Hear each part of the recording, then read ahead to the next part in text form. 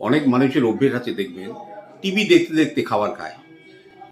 দেখুন, যখন আমরা কোনো খাবার গ্রহণ করি, ব্রেন কিন্তু প্রতিটা অ্যাক্টিভিটিকে ওয়াচ করে এবং সেই অনুযায়ী কিন্তু আমাদের এনজাইম সিক্রেশন হয় এবং আমাদের হজম শক্তি প্রভাবিত হয়।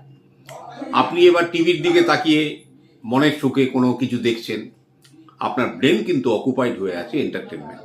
এবার আপনি মুখ দিয়ে খাদ্য গ্রহণ করছেন, আপনার ব্রেন সিগন্যাল দিতে পারলো না যে এই খাদ্যটা কি ধরনের। স্টমাকে যখন ওটা পেল, স্টমাক তখন সেটাকে কিভাবে ডাইজেস্ট করবে তার তাল কিনারা খুঁজে পেল না। তার পরিণামস্বরূপ কি হলো? সেই রং অ্যাসিড সিক্রেশনের জন্য হয় আপনার অ্যাসিড রিফ্লাক্স, নয় আপনার বদঢেকুর, নয় আপনার হজমের সমস্যা, এগুলো কিন্তু হবে। যে যখন খাবার খাবেন, একাগ্র চিত্তে আস্তে আস্তে ধীরে ধীরে খাদ্য গ্রহণ করুন, মনকে খাদ্যের দিকে কেন্দ্রীভূত করুন। দেখবেন এতে আপনার হজম